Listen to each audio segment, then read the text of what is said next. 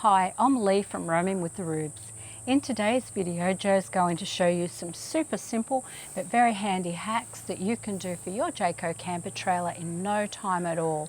In fact, you can do most of these hacks for any camper trailer. Pretty much. Plus, we'll throw in some extra handy hints as well. Let's get to it, Joe. On it. So, hint number one. Get yourself some Aussie straps. You'll never know how many uses you'll have for these. Trust us, get yourself some Aussie straps. Hack number one. One really good place to put your clothesline is actually here under the back bed end on these two support poles. Now, a lot of people just grab a Aussie strap like this. Told you they'd come in handy. And they just string it across the two poles like that. It works, but I've found because it's tapering in, they have a tendency to slide down. So I gave up on that idea and thought we'd try something a little bit more secure. So here's what I did, and I'm going to do it on this tent pole because it's kind of difficult to film under there without bashing my head all the time. And what you'll need is 4 zip ties. These are the second most handy thing to have after the Aussie strap. So 4 zip ties, and here's how you go about it. You start off and make 2 little loops with your zip tie around the diameter of, say, a 5-cent piece for loop number 1. So I'm going to make 2 of them, and I've got my trusty side cutters here. I'll put these in my pocket so Lee has something to complain about when she does the washing, that my pocket's always full of rubbish, which is true. Always forget to put things in the bin, eh? Never mind. So there's my 2 little loops. I'm going to pop one in my pocket, and I'm going to pop my spare zip tie in that pocket. Now, what you do is you thread the loop through the zip tie like that, and then you put the zip tie around the pole.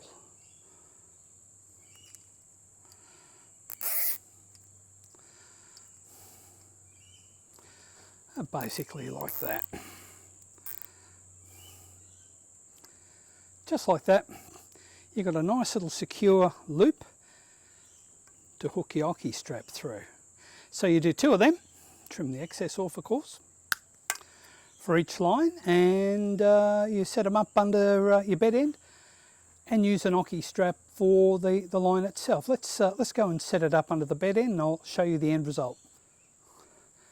So it's a little bit dark under here. I hope you can see everything. So I've put my little zip ties on the support poles. I have a nice little Aussie strap here. I'm just going to hook it through that loop and run it across onto that loop. And there's your line.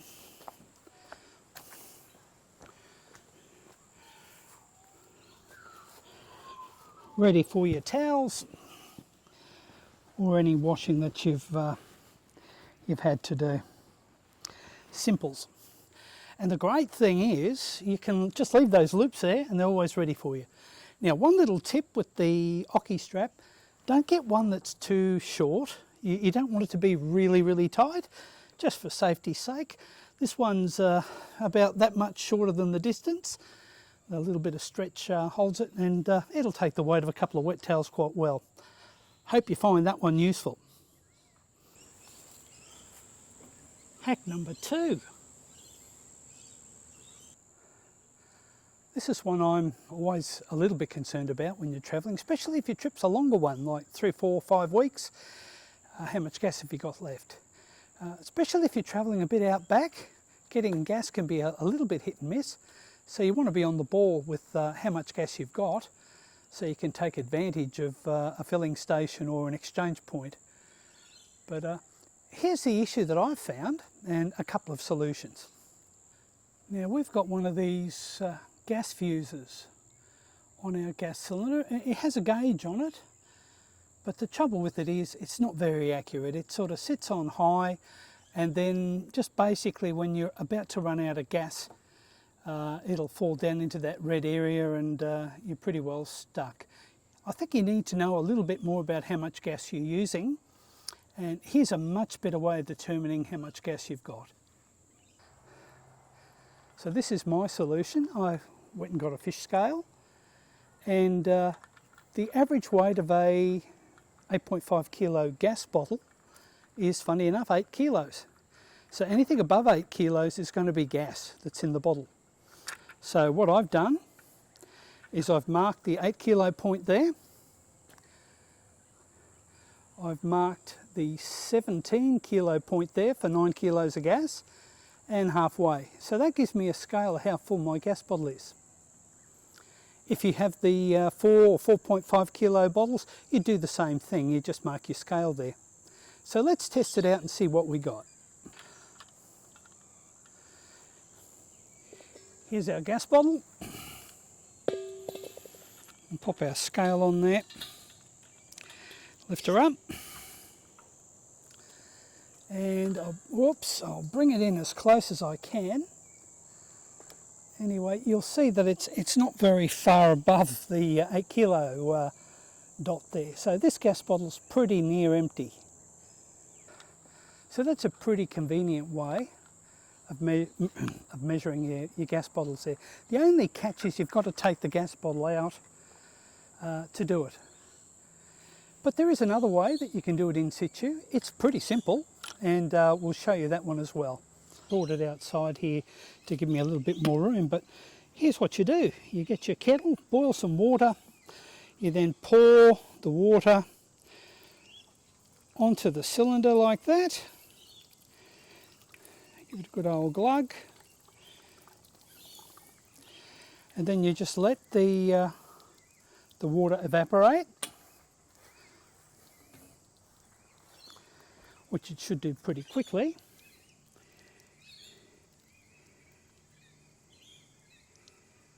And once it's gone,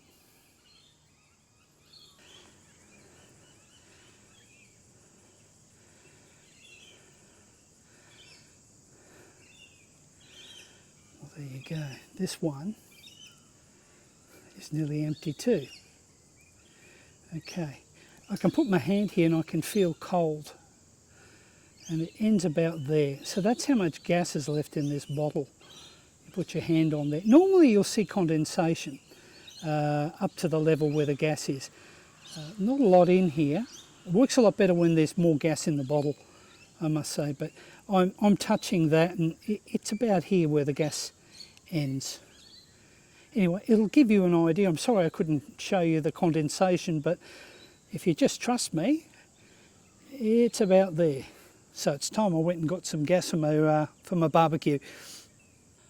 Hack number 3.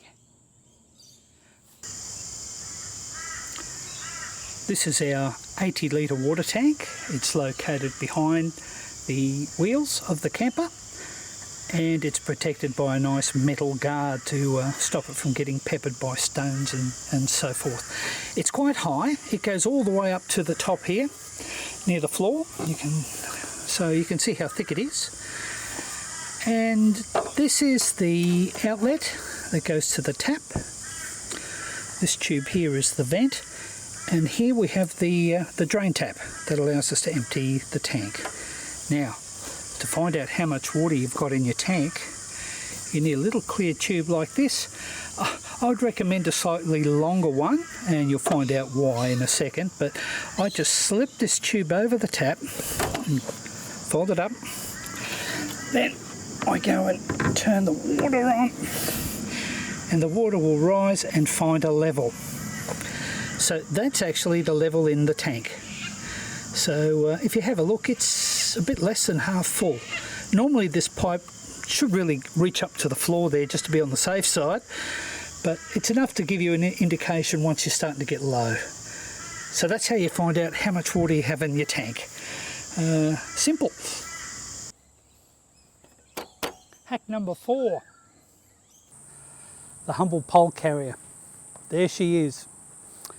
Carries all your poles, bits and pieces in there. They're great. They just sit there on the drawbar, and they're pretty straightforward, eh? Except one thing. I don't know whether yours is the same. Mine, the hole that's drilled through it, is not drilled through the centre.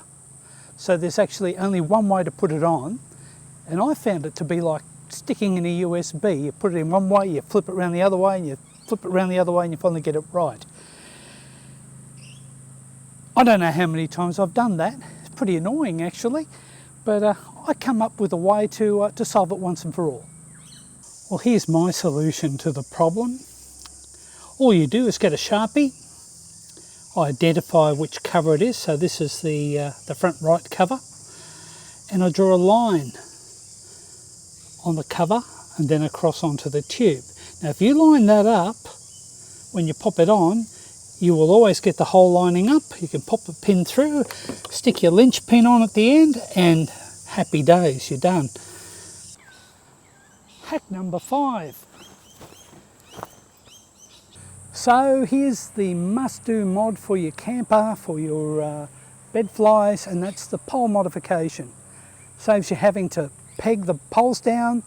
It just simply attaches to your camper on little mounts like this, or bird's beak connectors. Great little setup. I really enjoy it. You pull up, you've got your bed end set up in no time at all. But there is a problem. If it gets windy, they're the most annoying things you could ever have. The wind gets under these, it blows them up and down. This sort of flaps in against the bed end. I've even seen a gust of wind go under and try to lift the whole thing up and over. So not ideal. You have to do something when it's in that situation. Sadly, you've modified your poles and you don't want to stick these ends into the dirt. I don't really want to carry any extra poles, so I had to come up with another solution. One quick and dirty one is you simply run guy ropes down again and hold the awning down, which is good, but it doesn't stop this from flapping against your camper, and not an ideal situation.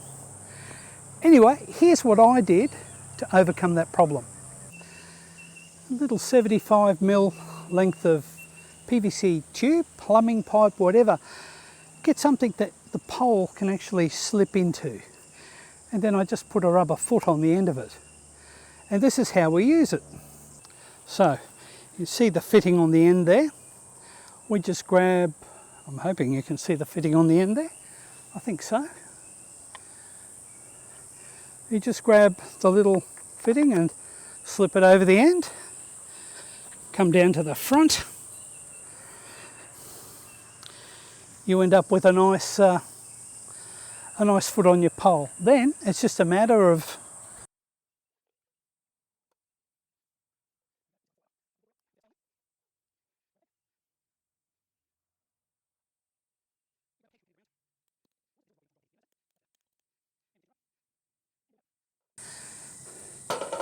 the great thing is now the pole is holding the bottom and the top of the fly can't fly over. So great setup for wind.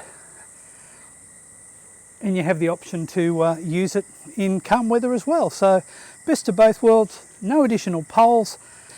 And these little pole boots, as I call them, they take up no space at all.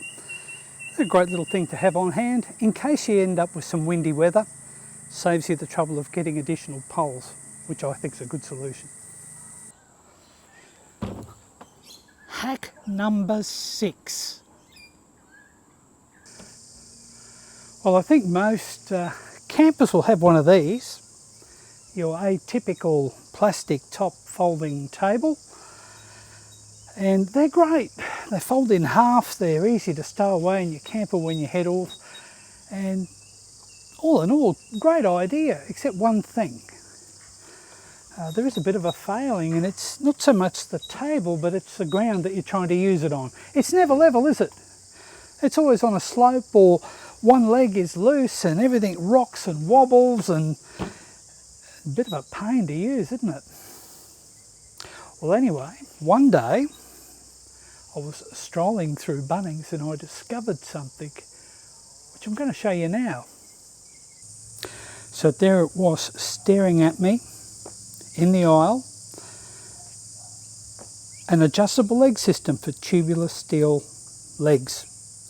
2 parts. There's an insert like this one here, pushes into the leg, and it has an M8 threaded nut in there. And then the leg itself. I originally had 25mm ones. I found these 40mm ones the other day, and I thought that would make it a little bit more flexible. A bit more scope to be able to adjust, and they just simply screw in, and the table folds up, no problem at all, with these extendable legs on there. So it's a great solution there.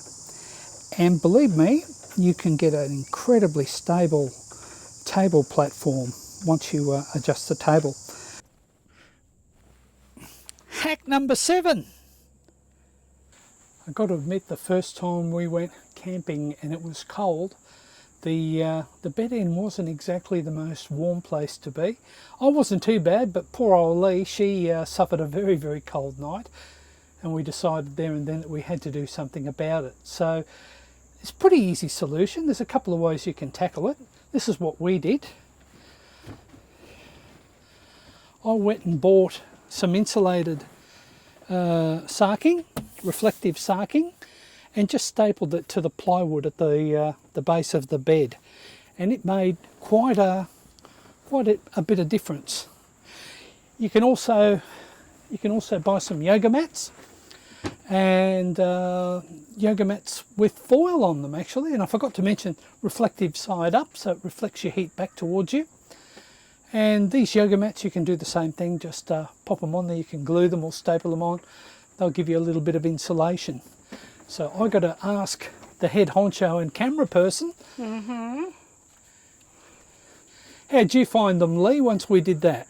Made a huge difference. I was really worried once we got the camper, and I spent the first couple of cold nights, and I think I mentioned that in our review video, but the insulation does make the world of difference. Happy camper now. Happy hubby too. Hint number 2. Get yourself some stainless steel buckets. These are the best. You can pop them on a fire to heat up some water. You can catch a grey water in them.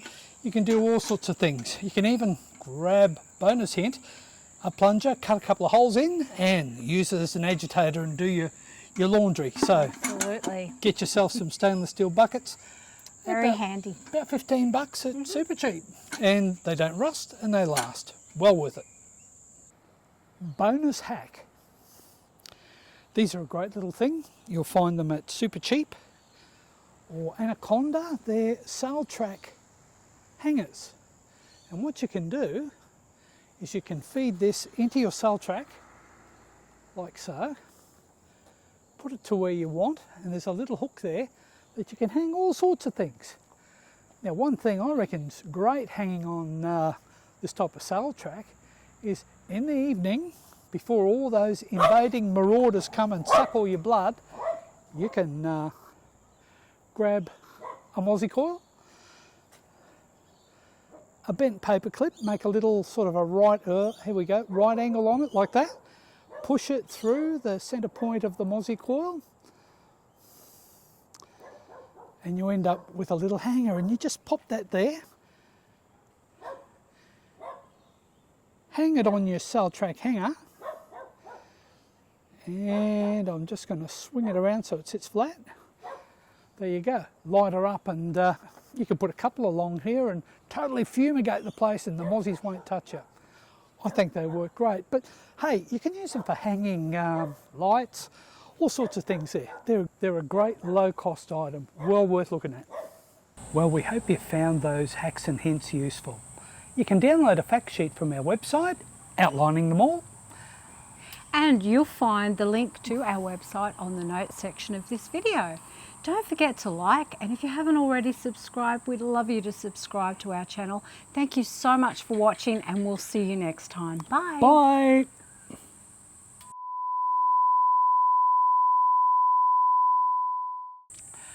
Well, I hope you found those hacks and hints helpful. You can go to our website and download a...